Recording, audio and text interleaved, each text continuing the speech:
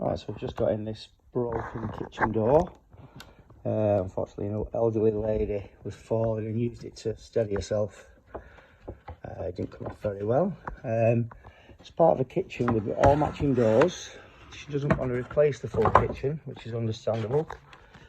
So we're just looking to repair this as best we can. Get it and put it back together so it can go back on the kitchen to match the other pieces. I've had a bit of a fiddle about it and got this piece back to naught where it should be. It was stuck between the panel and the rail, causing it to pivot whenever I tried shutting either side. And so now it's ready to be put back together. Well, first things first, we need to deal with this little piece. It keeps popping out. Okay. Hard to do it one-handed. There. That's the first repair. And clamp it all together. Try and get rid of the cracks, and then finally a couple of fresh bits of wood just in the corner there, just to keep the panel in place, and it's pretty much done. Quite an easy job.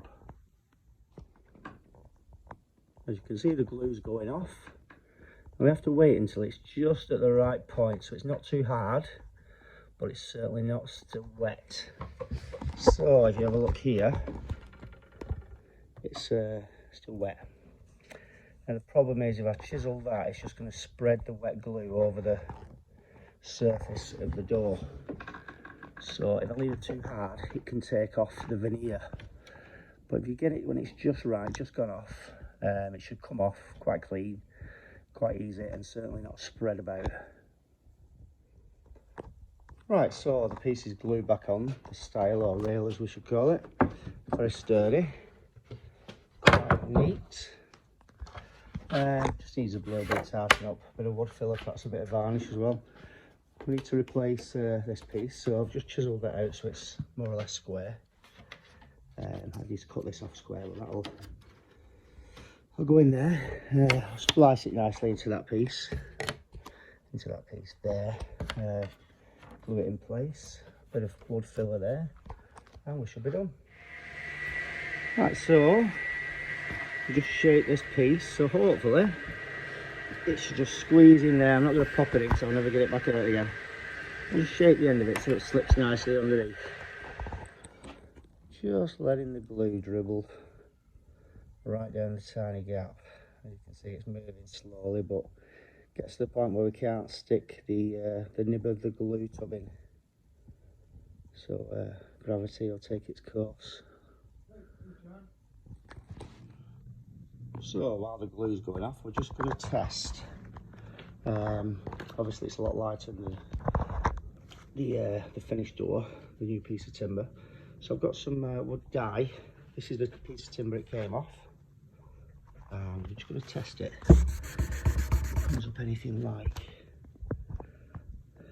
It's not a bad match actually. With a bit of varnish on top, got some varnish. I think that should do the job. See, pine naturally darkens with age, so what we're trying to do is artificially age it, and then varnish over it. Should be okay, that. Right, so the repair's done. It's never going to be absolutely perfect. This is a very old door. It's as good as you can get, really. I am going to put some varnish on. That piece, I've never seen that piece, so it wasn't recovered from the job. Other than that, I'll put some varnish on that as well. Not too bad, and it saves buying a new kitchen. And there we have it, the finished product.